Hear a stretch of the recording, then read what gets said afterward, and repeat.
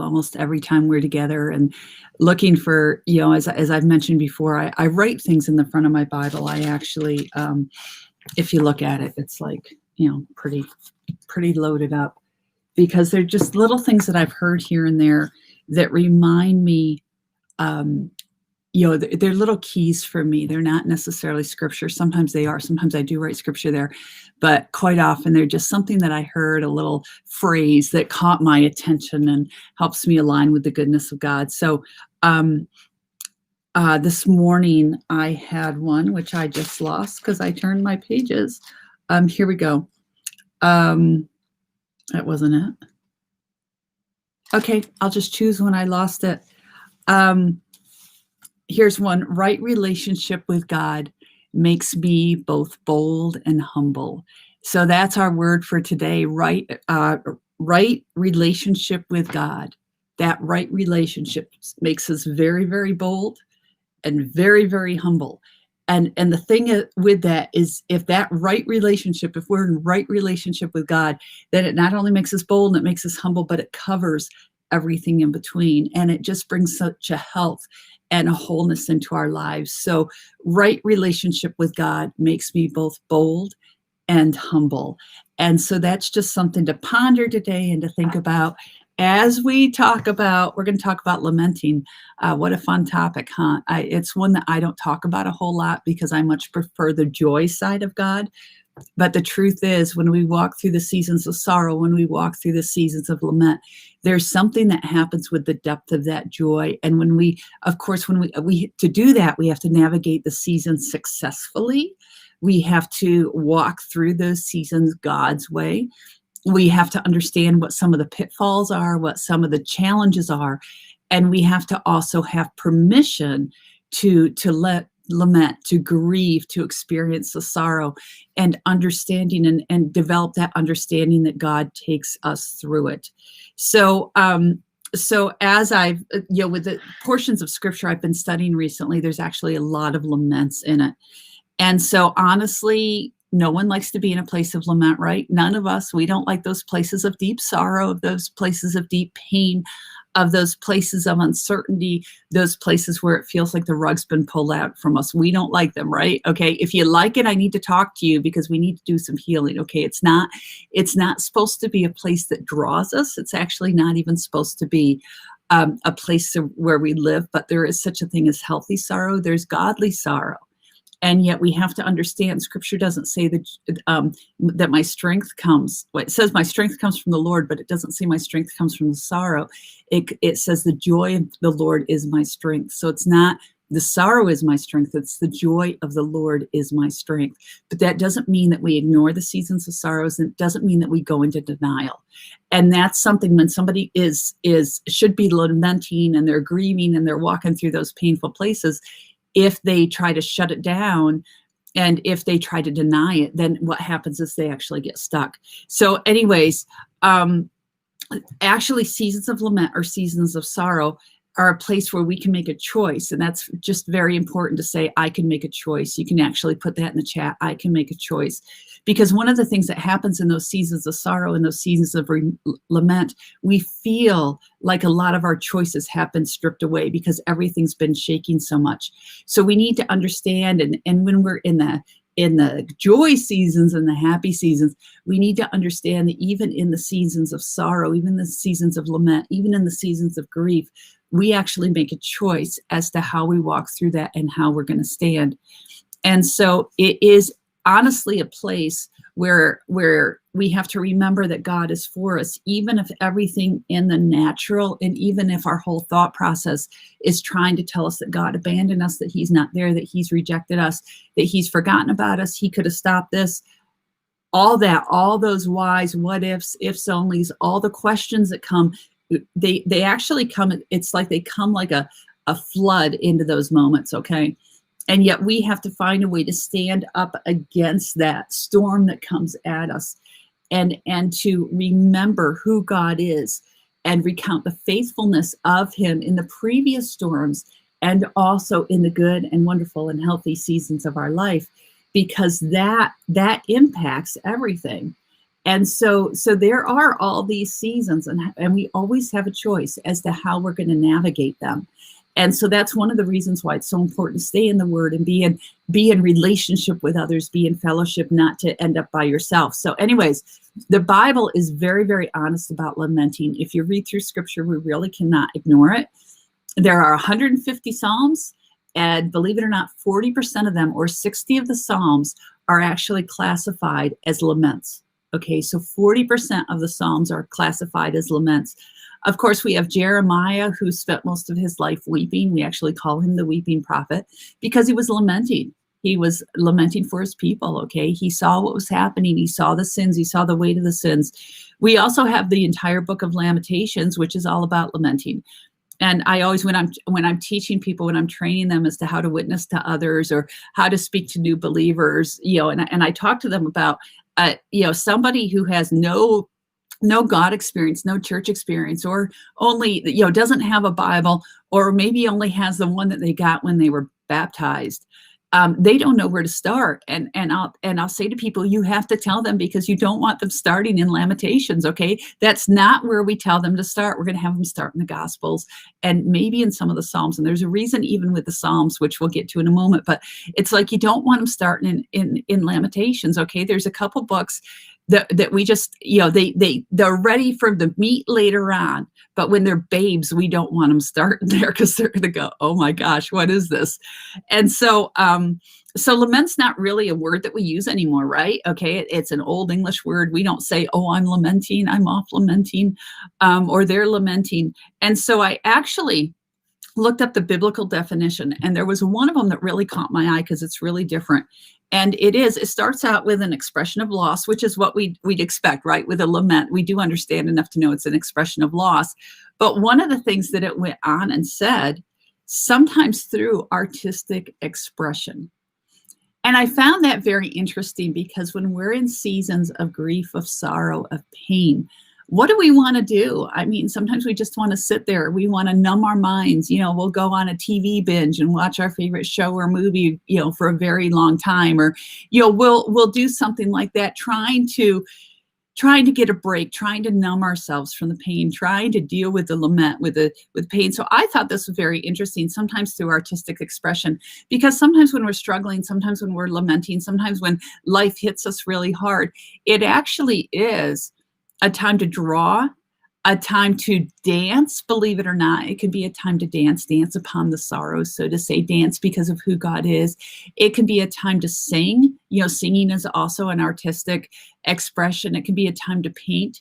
And so I just thought that was interesting, that definition of a lament, an expression, which means there's something that comes out of us as we lament, okay, an expression of the loss, and sometimes that's through artistic expression. I just thought that was such a key component that we kind of need to have in our tool belt, because you might be in a really good season right now, but there's one thing we know, okay, if 40% of the Psalms are lament, if we have the whole book of Lamentations, if we have Jeremiah, we have all these examples through Scripture of deep lament. I mean, even Jesus lamented, okay? He had sorrow. He was a man of sorrows. That's the prophetic word. We also know that he wept with the Father, before he went to the cross. And so, but to understand some of these key components that can help pull us through or help us navigate that season in a healthy manner. Because I'll tell you something else, when we do it God's way, yes, we're going to be forever changed, absolutely.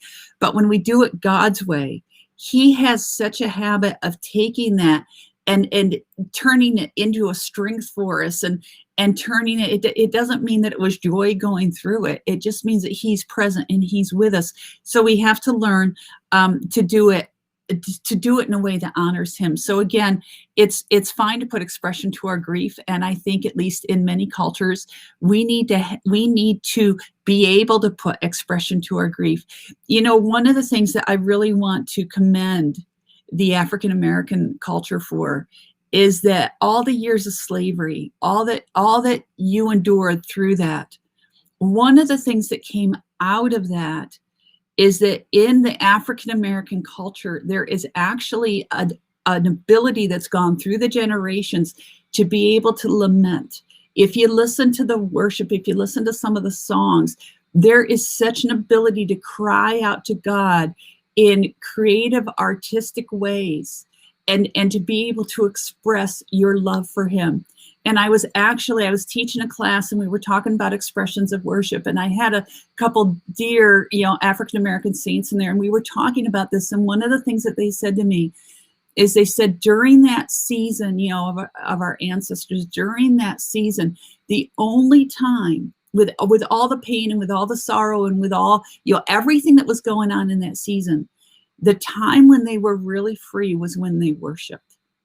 And that just really, really grabbed me. And we had a really, really honest conversation about how, as horrible as that season was, this is a gold nugget that comes out of it that we all need to grab onto, that we can learn from. And they actually, it's like God has embedded that promise, that freedom, that ability to worship in. It's almost like I feel, and this is just me, okay, as I watch it, I almost feel like God went and said, I'm going to adjust your DNA to be radical worshipers of the kingdom of heaven, even in times of sorrow and lament. So just something, that's just my, from that conversation, from that experience that I had with that individual and talking about that part of history. And so anyways, it's vital that we journey through the seasons of lamenting, pain, and sorrow and not live there. Jesus will always meet us in that very place. So as you know, I've been studying Micah, and Micah 7 actually begins with how miserable I am. I mean, that's right where he's at. He's going to put it out there, how miserable I am. And he has been lamenting as I've been journeying through the book of Micah. He is giving prophetic words. He is lamenting. And then he has a few things to say. God has a few things to say, and he's lamenting some more. And so, but in the middle of the lament, like he's been going on and on and on and on. And I hit chapter 7, and he suddenly switches his stance. And he takes a stand. And this is what I want us to hear. In this moment, after all this lamenting, he takes a stand. And it looks like, as I look at it, I could see an intentionality there. I can see a shifting there. I can see this determination rising up. And in verse 7, he says, as for me, just say, as for me, I look to the Lord for help. I wait confidently for God to save me, and my God will hear me. So right there, I see, as for me, I will look. That's the declaration. It's telling my soul, this is what I'm going to do. I'm in the middle of this season. I've been lamenting, but as for me, I can't control anyone else. But as for me, this is what I'm going to do. I'm going to look. I'm going to focus this way. That's the shift of focus. I'm going to intentionally look to the Lord for help. I'm going to stop letting my situation, my pain, my sorrow, my circumstance consume me. As for me, I'm shifting my focus. I'm looking to the Lord. I will wait confidently. Remember, biblical hope is the confidence that God will act. It's in in who he is, in his faithfulness. So I will wait confidently. I'm going to take away the question marks. I'm going to take away all these questions that I've been asking. And I'm just going to say, because I look to the Lord, because I wait for him, because he's been faithful in the past, I have a confidence, and I'm going to pull that confidence into the season of lament.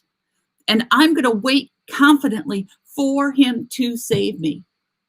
I'm not going to say, oh, it's okay, he might save me, he might not save me. He said, no, I'm going to look, and I'm going to wait with confidence. And then he goes on and he says, and my God will hear me. My God will means will. He didn't say God might hear me. Maybe God's off today. He says, no, my God will hear me. So again, I look to the Lord for help. I wait confidently for him to save me, and my God will hear me. Just say, my God will hear me. That's really important. I look to the Lord. I wait confidently for him to save me. And I know that he will hear me. And with this statement, with what happens in verse 7, then there's a shift that continues on. So there's a shift that goes into proclamation and also into worship. So he actually declares that, he's going to rise up from the ashes, okay, and that God will take up his case, and that the enemies will see that God is on his side. Okay, the enemies will see. When we walk with the Lord, even if it feels like all hell is breaking loose against us, when our focus is on him and when we stay the course, there will come a point where our enemies will see that God is on our side. That's who he is. Okay, that's who he is. He goes on, he says the cities will be rebuilt. Again, that will. They will be rebuilt. And not only will they be rebuilt, he says the borders will be extended. And that's that concept. When we stay close to God, even in the times of grief, pain, and sorrow that we don't understand, when it feels like everything's been stripped away, God has a promise that not only will he rebuild the cities. Now, understand, rebuilt cities do not always look exactly the same as the city of the past, right? You ever renovated your home? Does it look the same after? No. Okay. So rebuilt cities do have different components and different looks and different structures. And sometimes we think that, well, how can he rebuild? Because it has to look exactly the same it did before. No, he's going to rebuild it for a new season. Okay, so that's really also important to understand, because we want everything the same. And yet God says, I'm going to rebuild, but it's going to look different. Okay, because it's a new season. Okay, so he walks us through, and then there's this promise, I will rebuild, but it'll look different. And then it goes on, it says, and the borders will be extended, because that's how God works. When things have been stripped away, when we've had loss, when we've been lamenting, when we've been in grief, when we've been in sorrow, when we've lost a loved one, we've lost our job, we've lost our home, whatever it is, okay, we've lost our health. There is a promise from God. There's a promise from God that he will rebuild. And not only that, because of how he works, when something gets stolen away, when God comes back and rebuilds, he also, because of who he is, will extend the borders. He extends the borders. We see that with Job. Okay, think of Job, his family, everything was lost. Everything was lost. Everything was stripped away. He lamented. Okay, he and God had some really tough conversations. And what happened in the end? God gave him even more than what he had before, but he didn't have all his kids back. He didn't have that original wealth back. He didn't have the original cattle that he lost. He didn't have the original buildings, but God says he blessed Job even more, that he had more, but it looked different when he walked through that season of lamenting. What God restored looked very different from what he had originally had. And so that can be, I think, really, really hard, because again, I want things the same. I want that person back. I want, what I'm comfortable with back, what I know back. Absolutely. And that's where we step in and we walk through the lament and we grab onto God. And that's what Micah's doing right here. So again, he took a stance. I look to the Lord. I wait confidently for God to save me. My God will hear me. I will rise again. God will take up my case. The enemies will see that the Lord is on my side. The cities will be rebuilt. The borders will be extended. And remember, he's been crying out for the people, and he says, and God will be worshiped. God will be worshiped. And again, since he's been crying out for the people, he also asked the Lord to protect the people with his shepherd staff. And think about the shepherd staff, all the uses for it. If you do a study on a shepherd, there's so many things that staff is used for. And he's saying, Lord, you come and you protect your people and you guide them. You will be glorified. You will be praised. And then verses 18 to 20 of Micah 7, I'm going to wrap it up here. It says, this is what it says. I just feel like it takes all these laments. This is the end of the book. It takes all these laments. It takes this shift into where his stance is going to be. He begins to declare and decree and proclaim and worship. And then he says, it ends with this. There is no other God like you, who pardons the guilt of the remnant, overlooking the sins of his special people. You will not stay angry with your people forever, because you delight in showing unfailing love. And once again, you will have compassion on us. You will trample our sin under your feet and throw them into the depths of the ocean. You will show us your faithfulness and unfailing love, as you promised to our ancestor Abraham and Jacob long ago. Because he delights in showing unfailing love, we can trust that when we grab onto him and when we stand, that we can walk through those seasons of lamenting, of pain and sorrow differently, but we walk through. And the outcome on the other side, he's going to rebuild some things. He's going to take even more ground, expand borders, because that's who he is. But somehow we need to make the shift and let go of the thought that it's going to look exactly the same, because it won't. But as long as God's in the equation, it will be good. And that's who he is. And he is faithful. So right now, I just want you to put a declaration in that chat, whatever part of this really touched you. He is faithful. Just declare that.